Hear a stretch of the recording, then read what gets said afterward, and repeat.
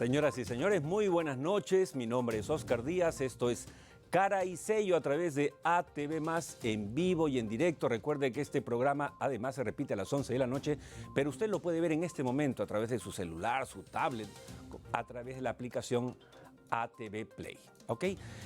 Tenemos un programa muy nutrido, muy interesante. No se muevan de sintonía, se los recomiendo especialmente. Pero antes, como siempre, antes de empezar, nuestro comentario editorial. Amigos de Cara y Sello, el presidente Martín Vizcarra y el primer ministro Salvador del Solar se reunieron esta semana en Palacio de Gobierno con los representantes de todas las bancadas del Congreso de la República para tratar de llegar a consensos respecto a la propuesta de reforma política planteada por el Ejecutivo y que parece ir a paso de tortuga. Sin embargo, y muy a nuestro pesar, más allá de las declaraciones protocolares, de los hechos concretos, no parecen augurar un buen futuro a estas propuestas reformistas. De ser así, esto no solo sería malo para el gobierno de Vizcarra, pues le seguiría restando puntos en la aprobación popular, sino que peor aún, estaría condenando a nuestro país a mantener el actual sistema electoral y político que ha producido nada menos que 5 expresidentes, más de 10 gobernadores y decenas de alcaldes procesados por actos de corrupción o encarcelados. Ante la actitud sinuosa y francamente irresponsable de la oposición, como diría Manuel González Prada, es hora de levantar el pacto infame de hablar a media voz. Si Fuerza Popular, el APRA y algunos tontos útiles del Parlamento no toman en serio la urgencia de la impostergable reforma política peruana, buscándole 3 pies al gato, no solo estarán perpetrando su suicidio político, sino que le darán la razón a quienes opinan que este es el peor parlamento que ha tenido el Perú, salvo mejor opinión. Bien, ahora tenemos con nosotros por Skype desde Nueva York a nuestro corresponsal José González, porque esta ha sido una semana muy movida a nivel mundial con los temas referidos sobre todo a Estados Unidos, China, Corea, Irán y Venezuela. Buenas noches ante todo, José. Buenas noches, Oscar. Un placer estar en el programa. Vamos directo a las preguntas. ¿Empezó oficialmente la guerra comercial con China? Completamente. El viernes pasado, luego que se vencieran los plazos de unos preacuerdos mencionados por Trump, los Estados Unidos implementa nuevas tarifas a bienes importados a la China por $200 mil millones y por primera vez la China replica e implementa tarifas por 60 mil millones de bienes importados por China desde los Estados Unidos. La guerra comercial ya es un hecho. Los mercados tuvieron mucha volatilidad la semana pasada, es lo que más temen en términos financieros y nada indica que ninguna de las partes vaya a ceder hacia adelante. ¿Terminó la luna de miel con Corea del Norte? Porque Trump se había reunido, hubo toda una parafernalia, ¿no es cierto? Tuvo un show mediático además, pero parece que terminó esa luna de miel. Completamente. Trump siempre ha insistido en la importancia de sus relaciones personales con los líderes extranjeros, especialmente el presidente de Corea del Norte. Sin embargo, no hay ninguna señal de que Corea del Norte se esté desnuclearizando y ha vuelto a empezar los tests de misiles, que es lo que hace pensar que Corea no respeta en nada los acuerdos a los que habría llegado con Trump. ¿Por qué se está hablando tanto de Irán esta semana, José, tú que estás también enterado y estás en el centro de la noticia? Recordemos que luego los acercamientos diplomáticos de la administración Obama a Irán y Cuba, esta administración, la de Trump, ha buscado más bien confrontar y acabar con todos esos acercamientos, especialmente el de Irán, que es muy cercano al asesor de seguridad nacional, que es Bolton, y los Estados Unidos han empezado a desmantelar los acuerdos a los que había llegado Obama y sostiene la administración Trump que Irán está amenazando los navíos comerciales y militares norteamericanos en el Mediterráneo y en el Medio Oriente, y se anuncia la movilización de un grupo de portaaviones y una posible confrontación de Irán con un movimiento de 125.000 tropas. Sin embargo, cuando le preguntan a Trump si está buscando una guerra con Irán, contesta, espero que no. Esta administración tiende a confrontacionar, pero sin embargo no a ejecutar alguna de esas confrontaciones. El último tema, José, y agradeciéndote mucho, como siempre, la brevedad y contundencia de tu información. Se ha estado comentando en las últimas semanas de manera creciente el deseo, rumor, expectativa, según quien lo diga, de una posible invasión de Estados Unidos para terminar con la dictadura de Maduro en Venezuela, ¿no es cierto? Hay gente que lo pide, incluso en la propia Venezuela. Tú que estás en Nueva York, que estás día a día siguiendo la noticia política y económica, ¿podrías decir que eso se va a descartar por completo o existe alguna posibilidad? Los analistas militares que cubren temas militares desde Washington, desde los Estados Unidos, señalan que la posibilidad de que los Estados Unidos invadan Venezuela son prácticamente nulas. Los estudios indican que una invasión y ocupación de Venezuela, que ya lo saben los Estados Unidos desde el tema de Irak, involucraría a 150.000 hombres. Y para cualquier efecto práctico, hablando de 125.000 en Irán, no hay ninguna indicación real de que haya una intención, una vocación militar desde los Estados Unidos de tomar esa medida. Uno, por temas diplomáticos y políticos en América Latina. Dos, por temas presupuestales. Y cuatro, porque Venezuela, independientemente del drama humano que se vive en Venezuela, Claro. no implica una amenaza de seguridad nacional para los Estados Unidos. Claro, de acuerdo. Bueno, José, como siempre, muchas gracias. Un panorama mundial en muy pocos segundos. Muchas gracias, hasta siempre. Encantado. Bien, empezamos ahora con el programa con nuestro primer invitado, el economista Alejandro Indacochea. Bienvenido, Alejandro. Buenas noches, Oscar. Esta vez hemos invitado a Alejandro Indacochea no solamente porque es un destacado economista, sino porque ha sido noticia esta semana y va a ser durante la semana el tema del peaje, ¿no? La confesión de parte de la exalcaldesa de Lima, hablando de que ha recibido efectivamente dinero de Odebrecht y otras empresas, ha puesto en entredicho la continuación de ese contrato. Entonces, y hablamos con Alejandro porque Alejandro además en su actividad profesional se dedica a vender y comprar empresas, a asesorar en estos campos. Entonces, sabe de lo que está hablando. ¿Se puede terminar unilateralmente el contrato con el peaje como grita la tribuna? No, unilateralmente sería un error hacerlo. Vale la pena comentarte lo siguiente. Cuando uno compra una empresa, no solamente compra activos, asume los pasivos. Me explico en términos más simples. Si compro tu empresa en $2 millones y de acá a un año viene la SUNAT y me indica que no se pagaron impuestos, el que habla como nuevo propietario tiene que responder por ellos. Eso se llaman contingencias. Y antes de comprar una empresa, se hace una evaluación, un due diligence que se llama, que es una verificación, una auditoría, para ver si hay contingencias legales, tributarias, si hay juicios laborales. Igualmente, un trabajador plantea una demanda a la empresa, viene un nuevo propietario y el nuevo propietario tiene que cumplirla. Claro. En este caso, a mí lo que me extraña es lo siguiente. Brookfield es una empresa con gran trayectoria que estuvo interesada en el gasoducto, vale la pena comentar. Así es muy grande. ¿Ya? Adquirió el 57%, Sigma Safi local el 18% y quedó Odebrecht con el 25%. ¿Esto pasó cuándo? Exactamente para que la gente se ubique. Esto sucedió en abril del 2016. 16, ok. Vale la pena comentarlo que en octubre del año anterior ya el Congreso nombró la primera comisión investigadora y estaba el informe Pari. Más aún, Marcelo Odebrecht ya estaba sentenciado por corrupción.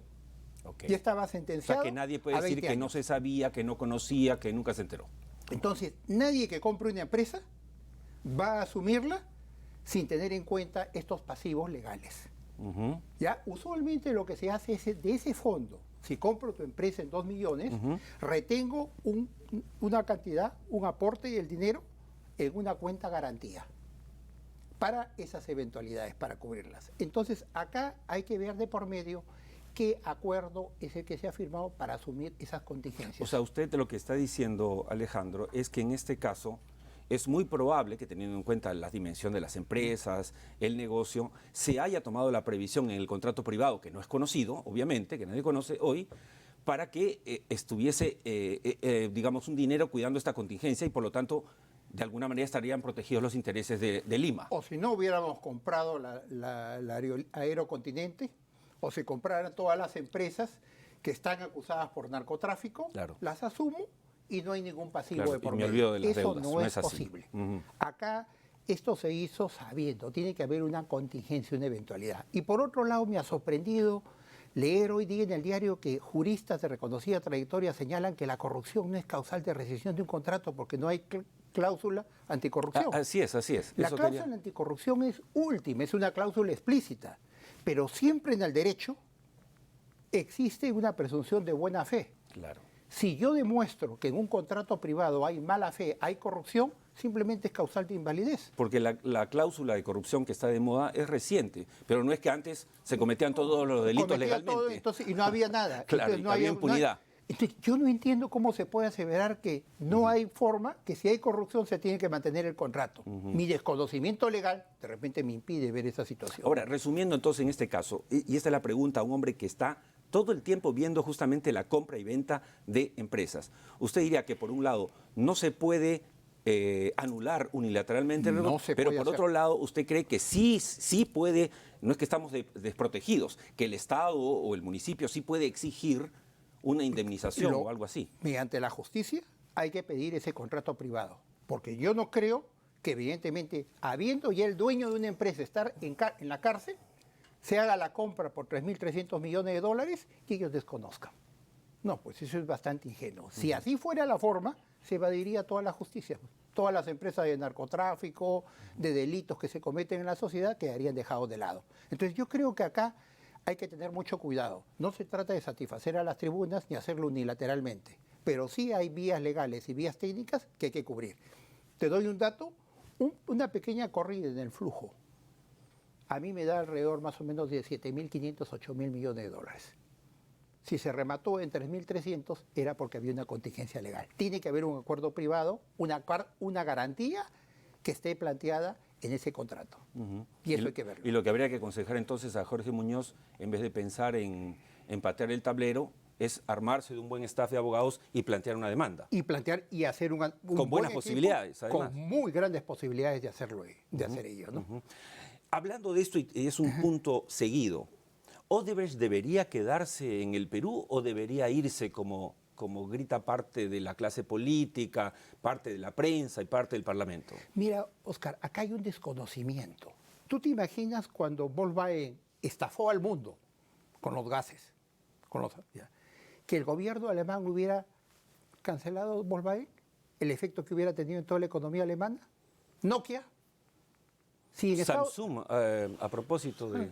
Sí, Samsung, igual. ¿Te imaginas lo que hubieran hecho en la economía coreana?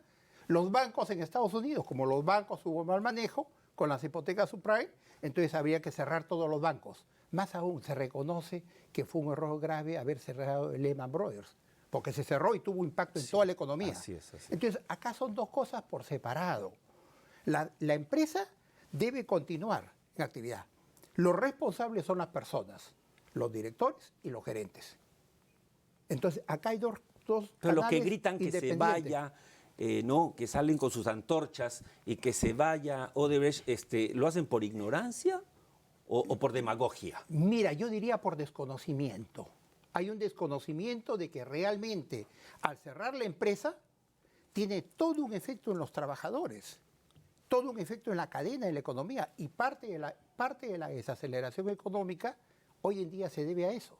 Esto se debió actuar de inmediato. Apenas pasaron los problemas o las empresas de club, se debió separar lo que es la responsabilidad individual, los directores, los gerentes y la empresa con una actividad diferente, que es lo que se hace en el mundo. Claro, sí. Claro, yo tengo la sospecha de que hubo esta situación absolutamente dubitativa en el gobierno, sobre todo de PPK, porque él había prestado servicios también. Entonces, no se supo nunca separar. No tenía la autoridad moral para hacerlo. La muralla china no era muralla china, pero ni jugando, no era ninguna muralla. Él estaba entrampado en sí mismo y no había la autoridad moral. Necesitas autoridad, ascendencia para hacer ello. Ahora, hablando de esto, usted, y yo lo he visto en varias conferencias, Alejandro, usted habla mucho de la tecnología, lo que está cambiando el mundo, la fuerza laboral, etcétera. ¿La tecnología no es la mejor arma contra la corrupción ahora en el mundo para encontrar cuentas, secretos, atar cabos, los que antes no se podían atar? Mira, acá hay dos detalles interesantes. Estamos entrando en una nueva etapa. Primero, ya no es el mensaje que la justicia es solamente para los de abajo, para la gente con bajos ingresos. Al ver a los expresidentes, lamentablemente, se pone en evidencia que la justicia es para todos, felizmente. Y el segundo mensaje es que hoy en día con la tecnología digital, con lo que se denomina la huella digital, cada vez hay menos opción para hacer actos malos. O sea, es muy fácil perseguir, investigar ¿Con quién hablaste? ¿Con quién no hablaste? ¿Qué ruta hubo con el dinero? ¿Cómo fue la transferencia? Entonces, paradójicamente hemos perdido privacidad, pero hay un nuevo elemento que evita que se hagan actos malos. Y esto va a implicar otra etapa en el país. Yo soy optimista en esa dirección. De acuerdo. Hace un rato empezamos el programa enlazándonos con Nueva York, con José González, que es analista en Wall Street, y hablábamos de China. ¿Cuánto nos puede afectar realmente la guerra comercial de Estados Unidos con China? Mira, ¿Mucho, poco? Aquí hay que ver las cosas en su verdadera dimensión. Una de las paradojas para mí del siglo XXI es que la economía más grande a nivel mundial, porque ya no está en discusión que va a ser más grande que Estados Unidos, sino es cuándo lo va a hacer, sea una economía primero estatal. O sea, no es netamente economía privada. El Estado interviene dando subsidios, precios de refugio, contratando trabajadores. Más aún, en muchos casos he visto acá compañías mineras que a la hora de salir a comprar el equipo minero no piden licitación, sino los obligan a traer los equipos fabricados en China. Entonces, estas distorsiones evidentemente han generado malestar en Estados Unidos y Trump ha reaccionado en la peor forma. ¿Por qué? Porque lo que está haciendo es simplemente que los productos chinos, al ponerles arancel, les encarece al consumidor, al ciudadano común y corriente de la calle. Sí, claro. La vía más adecuada hubiera sido la Organización Mundial del Comercio. Claro. En la Organización Mundial del Comercio se hubieran planteado demandas. Trump es un gran demagogo también, ¿no es cierto? Gran demagogo. Pero la pregunta era, ¿cuánto nos afecta a nosotros? ¿Mucho, poco? ¿Deberíamos estar preocupados o no? Debemos preocuparnos porque hay un enfriamiento de la economía mundial desde el año pasado. China es nuestro socio más importante hoy en día, principalmente siendo un país minero. En ese contexto, si la economía entra a enfriarse, hay una recesión mundial, indudablemente nos va a afectar a nivel de los precios de los minerales y los productos que nosotros exportamos. Antes que nos gane el tiempo, tenemos creo un par de cuadros que vamos a ir pasando. ¿Por qué, estaba revisando estos cuadros, por qué cae el Producto Bruto Interno per cápita en el Perú? Por si gozamos de buena salud, ¿por qué ha caído? Mira, esta caída que fueron los cuadros presentados en el evento de Q-Badis, en la Cámara de Comercio, es evidente la desaceleración. Esto se debe principalmente, primero, se ha perdido dinamismo en la producción minera. No hay nuevos proyectos que hayan entrado y hemos bajado el nivel de producción. Y la otra variable, la inversión pública, principalmente a nivel de la famosa reconstrucción, no cumple con sus objetivos. De seguir en este escenario, ¿qué implica? El gobierno se contenta con una meta del 4%, que para mí es difícil lograrla en el año, ya hablamos 3,5%. Pero para tener una idea, si nosotros creciéramos al 4%, recién de acá a 50 años seríamos un país desarrollado, que es el dato que han presentado en el evento de Q-Badis. Claro, y cuando hablamos de inversiones, que es el otro cuadro que tenemos, también vemos una caída, a pesar de que el año pasado terminamos siendo el país el mayor país receptor de inversiones en Latinoamérica. Entonces es una contradicción. ¿Pero por qué estarían cayendo las inversiones? Porque no hay nuevos proyectos de por medio. Más aún, tenemos que mirar más allá de un 2019 y un 2020.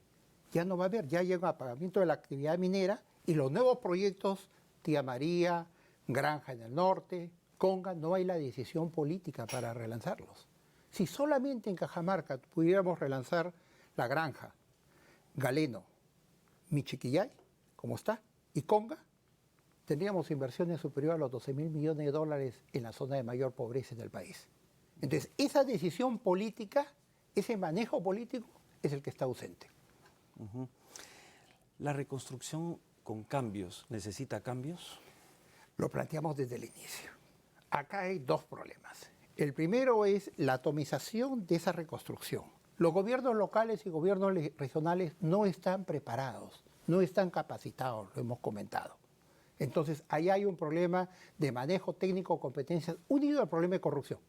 Mira, paradójicamente la región que más recursos ha recibido desde que empezó el canon ha sido Cusco. Y es la región que tiene más de 32 acusaciones con los gobiernos locales y regionales, donde hay más corrupción.